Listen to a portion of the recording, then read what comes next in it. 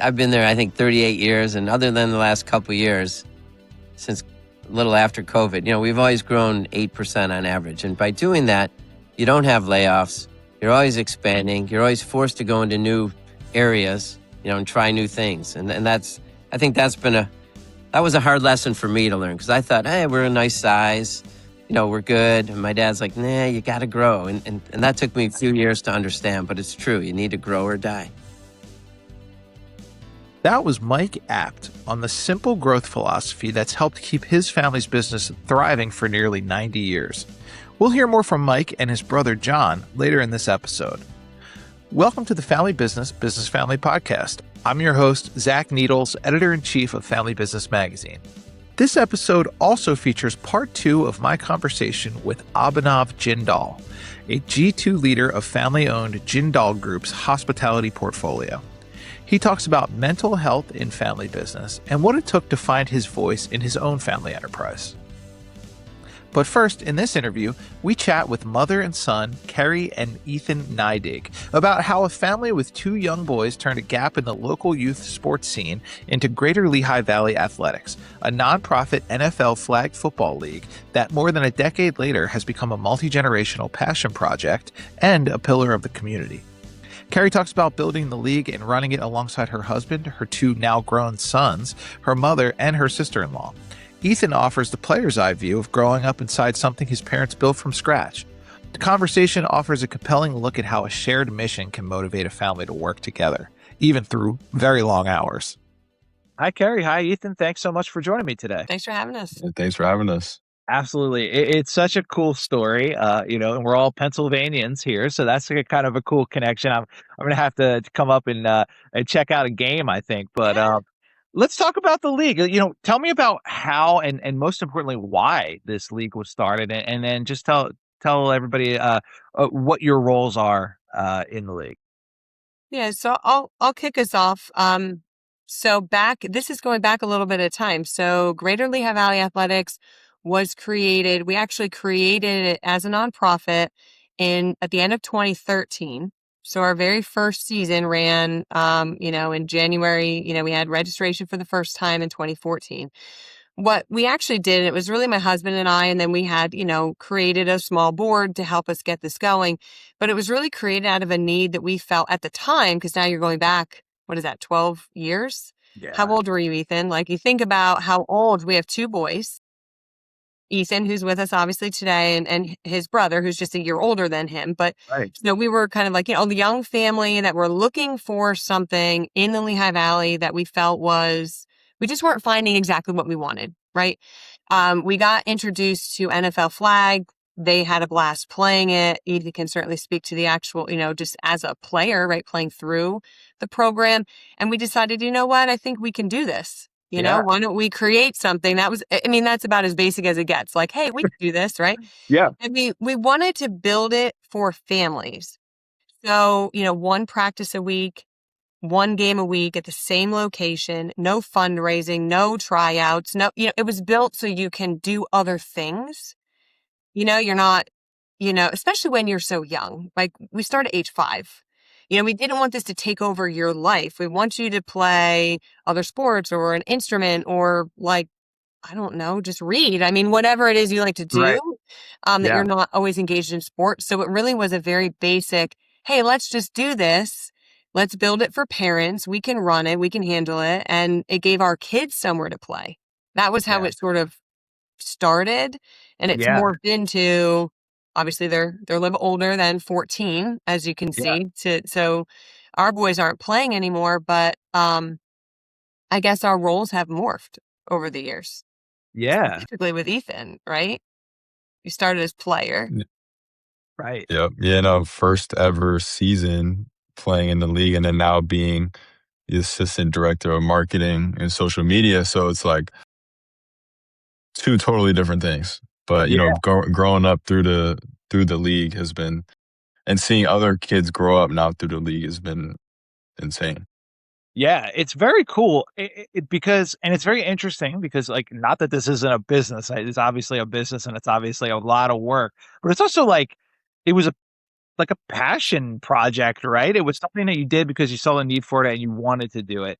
And to sustain that, I can't imagine it's easy because Keri, you're running this league. Sounds like a pretty intense job, but it's not your main career, right? And Ethan, you're in college right now, right, Ethan? So Yep. you've got, everybody knows that's a full-time job to begin with. So how does the family make time for the league, and is it ever difficult to keep the league from overwhelming the rest of your lives? I'll start with the second question because I'm going to be honest. It Yeah, is hard sometimes for it not yeah, to take over, right? yeah, Um, like to your point, Ethan is in school full time. I work full time. Um, when you have free time and you're spending as much of your free time doing this, when we all get together, when everybody's in a room together, the conversation isn't always about the league, but it gets there sometimes, right? And yeah, sometimes you have to yeah. step back and say, okay, wait, we're just having dinner right now. Right. Let's pause on the planning and what, postcards and media is coming up and what's going on with the emails and things. So I think sometimes it is hard to keep it separate from not just kind of the day-to-day work, like Yeah, the real full-time job that I have, behind the scenes, and Ethan's full-time student responsibilities. It's and then it just feeds into family life. So you try to keep some lines there. yeah. How about you, Ethan? What's it like doing that kind of balancing act? It's it's definitely tough because, you're going from a student to now being a part of this where, it doesn't really end. It's not a 9 to 5 where you're done at 5. Like Yeah, it's, be a student, come back, and now we have this, and this that we have to do. So it's not a really, there's never like a point where we're like, all right, we can take a breath and relax. It's kind of just like go, go, go. And one thing I want to add too was like, I'm pretty sure we spent our Easter Sunday this year just sitting down and just talking about the girls' league that we just launched. yeah, And yeah, and it's one of those things where it's like, it might sound bad to a lot of people, but I think we all love it though. Like we all love to just like sit down and just talk about it at any point. yeah. So it's not a bad thing, but again, does take up a lot of time. Definitely.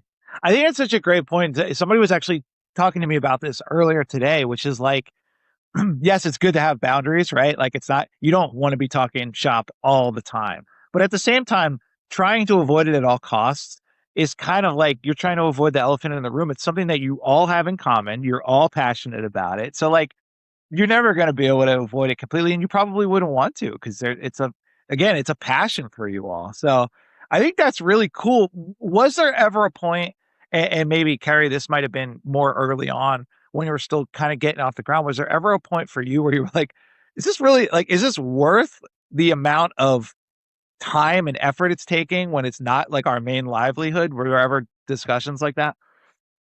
Definitely. Yeah, I can remember, working during the day and my job in my regular job, my kind of real job, we'll call it.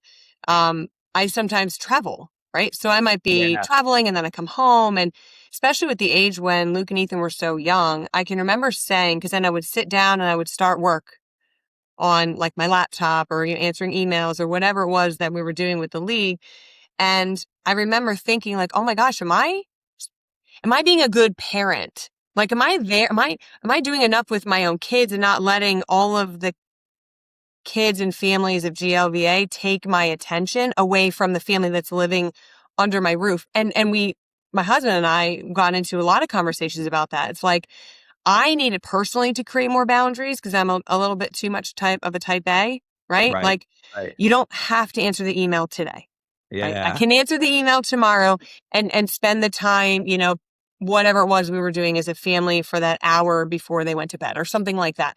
So it definitely early on was harder to separate because there were so many moving parts. yep, You know what I mean? I just trying totally. to we were kind of figuring it out as we go. But Right. yeah, This is our first time creating a business, regardless that it was a not for profit. I mean, we still had to do all the same things. So we were absolutely. trying Yeah. to figure it out as we went. So there were definitely times I can honestly say, and this may sound a little bit cheesy, but it is genuine. When we walk on the field on a Sunday, when we have games, that sort of, oh my gosh, did I, spend too much time on this? Or it kind of goes away because then you see the result of it versus just the admin behind the scenes. You see like, oh, this is what we're doing it for. Yeah. Right. And we're all doing it together. If we weren't all doing this together, I'm not sure what GLVA would look like today. Like if like my husband is there on like Ethan and Luke, my mom, like we're all there with a role. So I think part of it is we're passionate about the league, but we're also doing it together. So it keeps all of us motivated too. Yeah. To put in those extra hours. That was going to be my next question, which is, you've got 3 generations involved now. You have your mom involved, you have your sister-in-law, Allie, right, running the cheerleading. It's really cool to have like we call them married-ins, right, in family and business, but like it's really cool. And then your husband's involved, and then Ethan and Luke. How did like the extended family come to be involved, and what's it like for both of you to work alongside family? So Keri, I'll give that to you first, and then Ethan. Yeah, no, I think so. My mom being part of the league came on very early on. I think in some ways, so her background, she had worked for a nonprofit in the kind of finance office. So she had a skill set that I didn't have, right? Skill set that we needed. And it was one that, I mean, and in truth, it's who we trusted, right? Yeah. Like that we could kind of lean in. And she had just been getting ready to retire. So the timing sort of worked out, retiring from her full-time job. She was looking for something additionally to do. She wanted to help, right? She had the skill set to fit that role. So she's been part of this from, day one. Yeah. Ethan and Luke, and I'd be interested in Ethan's perspective because I'm not sure that they realized, even though they were players early on, they were very involved. They would count flyers. When they had printed flyers, they would set up the fields, sometimes work the snack stand. Sometimes they would always clean up at the end of the day. So they were involved in ways that they might not have realized outside of like, oh, this is fun and I'm getting to make friends and all those things. So I think it was, and Ethan, I'd love to hear, obviously it's a question for you, but like how that morphed into, they jumped into becoming referees, they jumped into coaching, and now taking on more operational roles felt natural. Yeah. I feel Well, it like was it's really like part of it. woven into like the fabric of your life, right, Ethan? It was just something that it was just your life growing up. But yeah, I would love to hear your thoughts on that. Yeah, it's actually funny that you say that, because I never even thought about all the extra stuff that you just mentioned. And like to your point, Zach, like it was just like something that we just did. Like it wasn't like a job, or like it was just we showed up, we played our games, but we were involved in all these other things, and it was just something that we did. So it was never something that was like, we gotta go do this. In this interview, we continue our conversation with Abhinav Jindal, a G2 leader of family-owned Jindal Group's hospitality portfolio, who also works as a coach of next-gen leaders. He points to a Family Enterprise Canada study showing that 1 in 5 family business leaders is dealing with a mental health challenge, and argues the issue is one that belongs in the boardroom rather than something people are expected to quietly work through on their own time. He also talks about growing up in an Indian household where elders were never questioned, and how learning to speak up calmly instead of anxiously bracing for conflict changed both his business relationships and his relationship with his dad. So I wanted to also ask about the topic of mental health, because I know that's something that you're passionate about. And I think it was Family Enterprise Canada, right? There was a study that said that 1 in 5 family business leaders is dealing with a mental health challenge. And one of the things that you talk about is that this is a boardroom issue in a family business. It's not just a personal issue that you're supposed to go off and kind of deal with in the background before you come to work, right? Can you talk more about what that means and what this issue means to you in terms of it being sort of a holistic boardroom issue in the family business? Yeah, for sure. It was the Family Enterprise Canada, and more precisely the Family Enterprise Foundation, that said mental health, the study is called From Silence to Strength, and they mentioned it's now becoming a boardroom issue. I 100% agree with it. More clarity on that. It says 1 in 5 people in the family business or members of the family business have a mental illness, not a mental health challenge. Why that distinction is important is because a mental illness is considered as maybe a depression or a disorder, something that is clinically proven as a mental illness in our psychology terms. Yeah. Why I wanted to distinguish that is because I believe more than 1 in 5 people are facing a mental health challenge. They're just not being diagnosed because of it, because the challenge is has not affected their life to a point where it becomes an illness. Great point. Yeah. Yeah. And so this is even more of a prevalent I issue think so. with them. Yeah. Before I go into this, I want to point out, from the moment we are born, we take in emotions. We take in positive emotions and we take in negative emotions. Now, our body knows how to process food. We eat in food. Our body's so smart, it knows what's to keep and what to excrete.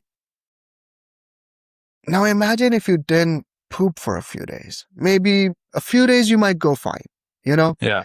A week, though, you have an emergency and you gotta rush to the hospital. Yeah.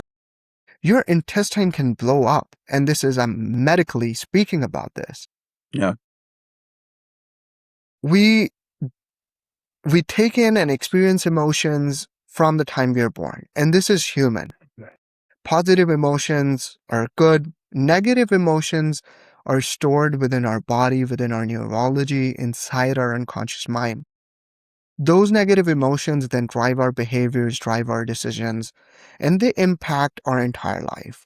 Mental health is very linked with emotions and emotional health as well.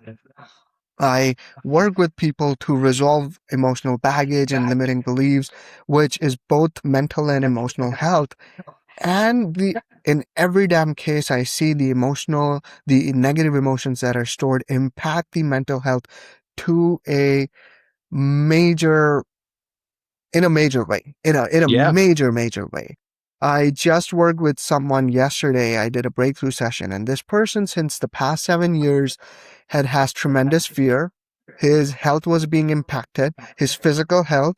There was nothing wrong with his body, yet the person kept thinking that he has a big disease inside of body. He would get a headache and he would think he is getting a heart condition. He would not be able to digest food properly. He got to a point where he would really get scared out of leaving his house.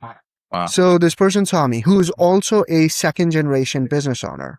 Yeah. Who's also a second generation business owner. And we started talking. I started eliciting his history, understanding what his deeper issue is. None of those symptoms were actually related to health. It was all because of deep-rooted baggage between his brother and father, and how his father favored his brother more than he did, and some childhood issues or childhood experiences that he had been holding on to. Yeah. When he let those fear, that anger, that hurt, that sadness, those limiting beliefs go, I just talked to him before getting on this call, and he is like, I'm good. He's reduced his sleep medication. He would take a pill to sleep. He's like, since yesterday, the negative thoughts haven't popped up in my head. And every client that I work with, it's a very similar experience where childhood experiences affect the way people show up, their identity, who they are, how they show up in business, and how their mental health is. My take on a boardroom issue, first, my take is every single human should work on their mental health. Just like all of us would want to work physically or eat healthy. We all know that eating healthy is good. We all know that working out is good for our body, and that's for the physical body. The mental body and the emotional body often goes unneglected. Now the issues are coming up more, and it has become a boardroom issue because the people have started seeing more and more impact of these unresolved emotions and childhood experiences that are showing up in the business. And that's why it has become a boardroom issue. my take is every human should work on their mental health and their emotional health. We all experience emotions, and there's nothing wrong with storing onto them. Well, I say there's nothing wrong because it's part of being human. Right. There is wrong, the wrong happens when we don't resolve those emotions or those Yeah. childhood experiences which are impacting our life negatively. Yeah. Yeah. And I would imagine that's even, like you said, those childhood experiences that you carry with you throughout your life, and they affect how you show up in business, especially in a family business, because so much of those emotions are tied to these people that you're working with, right? 100%. Because Yes. you grew up with them, right? So, quite literally. So yeah. And I think it's a really important point that, these toxic emotions are as unhealthy as any other toxin that you would kind of keep in your body without getting rid of, right? From I my think, experience, it's more. yeah, absolutely. It's a really great point. Well, so with all of this background, let me just wrap up on this question. It's kind of a two-parter, so I'm cheating a little bit. But what has been for you the most challenging thing about being a next gen leader in your family business? And then what would you say on the flip side has been the most rewarding thing about that? See, personally, for me, the most challenging thing was standing up to myself, taking my stand and speaking up to my father Mm, or to my elders.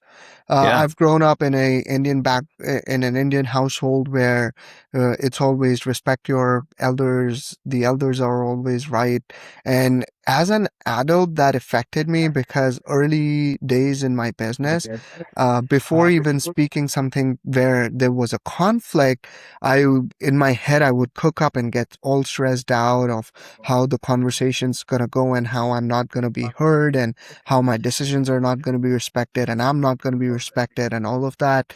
And that was the biggest challenge that I had to face in family business, where I had a hard time speaking up for myself, taking my stand, and putting out my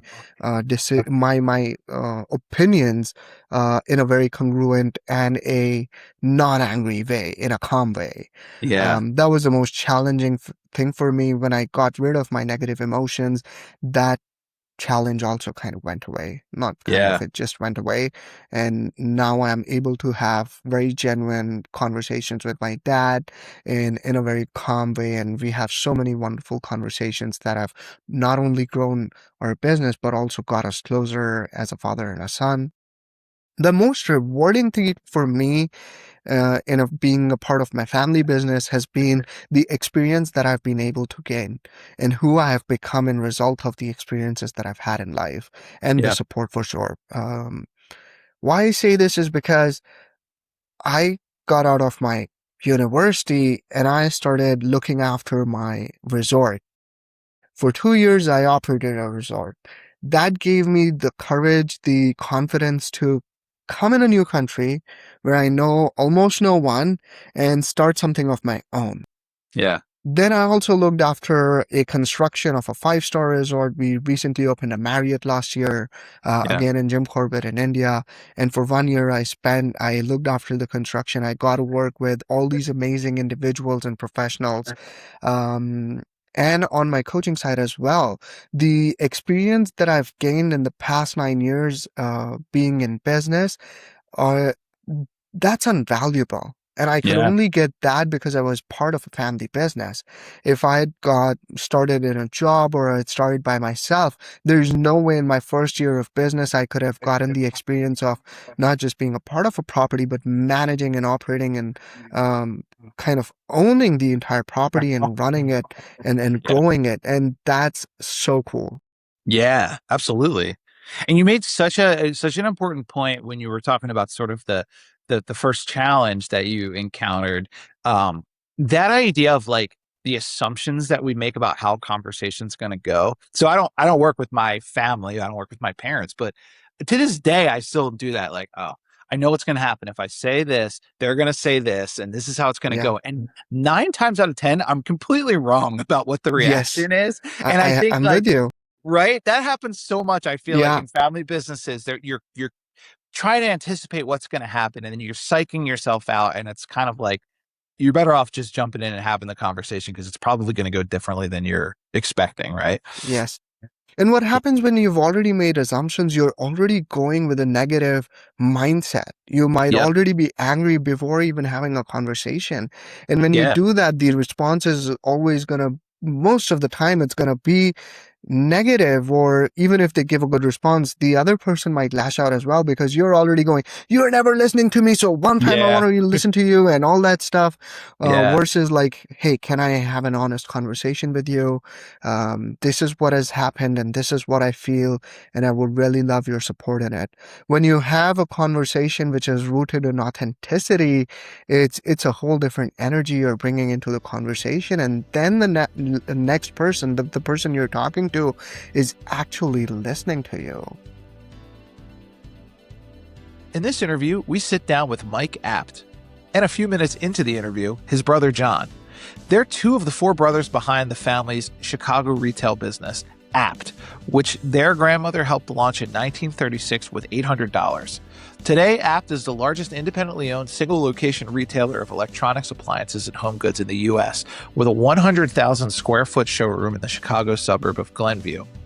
Mike and Jon talk about the philosophy that's carried the company for nearly 90 years, saying yes to any reasonable customer request, and why keeping everything in-house, from deliveries to displays, has let them keep growing while so many competitors have been bought out or closed for good. Hi, Mike. Thanks for joining me today. Thanks for having me. Absolutely. So let's start with just a little bit of a foundation here. Tell me a little bit about the history of your family business and then your own career path into the family business. Right. We were started as App Radio back in 1936. My grandpa was working at another store. He was a gambler, and my grandma saved some money. $800 is the story, to have him start his own business. My grandma it was really her idea, and her brothers were in the fruit business. And they get up early in the morning, and there was a bunch of guys, and they did not want a woman working in their business. So Yeah. she's like, all right, Dave, we're going to start our own business. And she saved a little bit of money. They started with a little teeny radio store in Chicago on Logan Square. And it grew from there. And it didn't grow very fast. It was a very small business for a long time. Yeah, yeah. And then your own path into the family business. What was that like? Was it something you always knew you were going to do? Was it something you really did not want to do at first? It's always a different story, you know? Yeah, no, for me, I felt like I was pretty smart, and there was no way I wanted to work as hard as my dad. Yeah, he worked all the time. He was 100+ hour a week guy. He was always bringing his work home with him. So when I'd see him, he's working on the couch. We'd sell appliances, so he was setting up deliveries for the next day for the appliances. And I'm like, Dad, yeah, I love you, but that's too much work for me. I can't do that. So my goal was I wanted to become a doctor. I actually even went to med school. Three out of the four brothers didn't want to go in the family business. One always thought he was a simple brother. He's like, oh, I like this business. So my goal was to not be in the business. I was passing through on the, I left grad school, med school.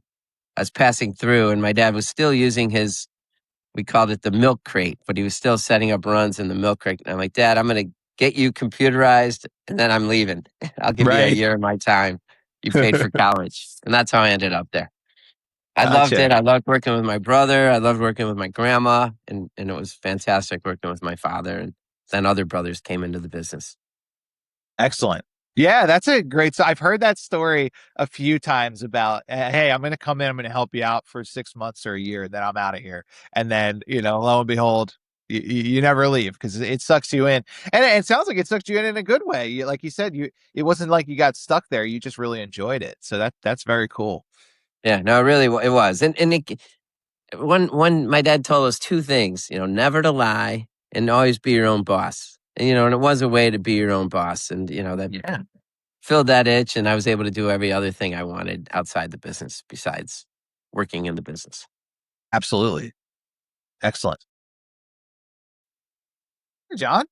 How are you? Good. How are you? Okay. Mike, you answered the question already about the history of the family business and your own career. Jon, I'll kind of ask you the same thing. Can you tell me a little bit about your path into the family business? We heard a little bit about Mike's career. Can you talk a little bit about yours? Thanks for having me. Sure. I got my start probably similar to Mike. We all worked at a very young age, working in our warehouse, getting calls from our dad to come into work. It was too busy. Uh, Stores overrun with people. We need you today. We sometimes dreaded answering the phones, Yeah.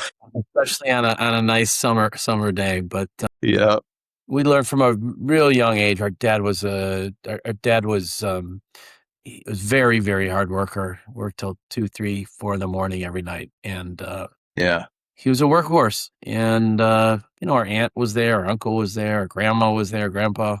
It was a fun family environment. Very different from. It's still a fun family environment today, but a very different kind of fun family environment here. Yeah, for sure.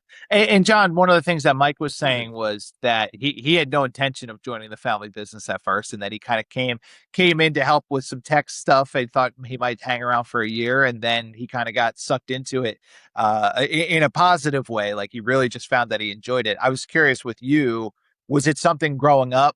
Obviously, you had to pitch in and help, but was it something you saw yourself doing when you got older? Not at all. Okay. Mike and I were very similar under that path. Our two other brothers were I think they kind of knew exactly what they wanted to do from a young age. They wanted to be in the business, but I worked in the music business. I was doing marketing and promotion, and Mike actually in the mid late 90s put up a website, and I was living out in Los Angeles at the time, and he said, what do you think? And I said, I think you need some help. So that's really how I got professionally involved with the business, was building out our first e-commerce platform in the late 90s, and lending some marketing expertise into the business. So it was kind of a natural progression. Mike was really on a very different path with medical school and whatnot. But I don't know. It all sort of came to be. Our dad worked very hard to get us, all four of us, involved and invested in the business. Which Yeah. yeah. Yeah, absolutely. I mean, I love those stories where, because I've heard it many different versions of this story where, hey, I didn't have any intention to join the family business. And sometimes it's like, yeah, I'm still here because I got sucked in a bad way. I got kind of trapped here. And for you guys, it sounds like, no, you came in and actually realized that it was something that was a good fit for you. So I love that. And, I like to ask this question too, because I feel like every family has a different thing. And I don't know if you have these written down anywhere, but if I were to ask, what are the core values or operating principles that have remained constant throughout your company's history? What would they be, and kind of how do you make sure that they last through each generation, and that each generation is kind of aware of like, hey, this is how we do things. These are our core values. No matter how the business changes, this is what we stick to. You want to address that one, Mike, or are you asking me specifically? I'm not sure. Either one. Yeah. Whoever wants to jump in. Well, I'll do it from the business. It's so simple. I mean, it's so simple. The answer is yes to any reasonable request. That's our motto. Yeah. Any group of business owners who come by and look, they all take that picture of our signs all over the place. We don't have an employee manual. We don't have a lot of rules anywhere. We just really we really focus on the customer, and we really want the answer to be yes to anything that customer asks. It's so simple. Yeah. I could go on and on about what my dad wanted, and how he wanted us to tell the truth and work hard, and all that's values too. But the core thing is just say yes to customers, and we're all focused on that. Excellent. Yeah. And I was going to ask you about that too, Mike, because you had mentioned that before. Honesty, like as far as a core guiding principle for your family, and I guess everyone also who works for the business, is just honesty. Always tell the truth, right? Which is another thing that's very simple, but something that you have to, I guess, instill in folks. And how do you instill those two guiding principles in like the next generation that's coming up, and really everybody that you hire? Like, do you have to reinforce those values a lot, or is it just kind of ingrained in how you do things? It's not easy to say yes when a customer is asking you for something a little unique. Yeah. So it usually takes an employee, 6 months or a year before they will say yes. They're going to go to I got to go to a manager, and we hate that. We don't want them to decide. We want them to decide right there what the answer is. Yes. So we instill it by reminding people, hey, that's nice that you're asking me, but you don't need to ask me. Just say yes and figure out how to do something. The Yeah. truth, we don't, if you're not going to be truthful, we just get rid of you. We're very strong Right. on that. And even within with ourselves, no brother would ever lie to me ever. We just don't Yeah. do that. So Yeah. it's like that was built into us as little kids. Yeah. And I think we're good with the employees on that too.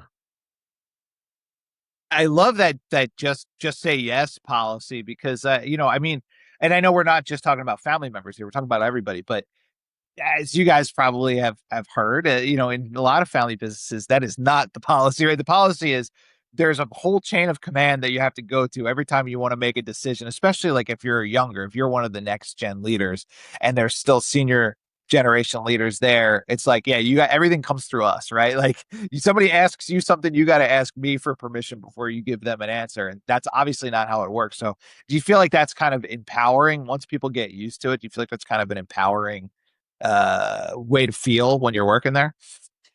I would say so. I think they're afraid of it at first. As Mike says, it takes them a little while to sort of realize how it's, an unconventional approach to business, to retail, to whatever. And it's hard at first for people, especially if they've been working elsewhere for years. They're used to what you're talking about, that chain of command situation. And we really, I mean, we really, it's empowering to the employee, and we consider our employees all family. I mean, Yeah. everyone, like you said, it's an extension of your business. They are our family. It's our work family. Yeah. And we all sort of need to be on the same page, and it works for us. It works for us here, and it's we didn't. A lot of this comes from word of mouth advertising. I mean, you take Yeah. care of a customer, you turn a wrong into a right. They're your customer for life, and that's really how we've grown our business over the last 90 years. Yeah. Yeah. That's exactly what I wanted to ask about. I think 90% or nearly 90% of your business comes from repeat customers and referrals. So that's really the secret, right? It's just somebody has a good experience and they tell their friends, they tell their family about it. And that's pretty much how you've built things. It's simplified, right? But that's basically how it works. Treat the customer right, and then you'll have more customers coming to you. But I also wanted to ask, just about how your businesses continue thriving. I mean, retail is a tough business. Obviously, a lot of other retailers have struggled or had to close up shop. What do you think the secret to that has been, and how has being family owned influenced that? It's rare and rare to have family businesses. I mean, we just had one get bought out last week, a competitor Yeah. local. So for us, we've always kept to this one store for other than a few years. We've always had one store. So we have all our greatest people in one place. So Yeah. we've never, so many companies, in retail, they expand, they get thin with their employees, and, they don't have a great experience when you go there. But ours is a great experience because we were all in one spot. We really focus on the one store. And I think that has been our secret of success. The other thing that we do that people don't want to do is we don't farm anything out. We do our own Yeah. service, we do our own deliveries, we do our own installations. We try to control everything. And by We doing build our that, own displays in our store. Wow. Build out our own Wow. yes, technology. Yeah. We're not afraid to try new things, and if we fall, we say, okay, we tried it. We made a mistake. How can we make this better?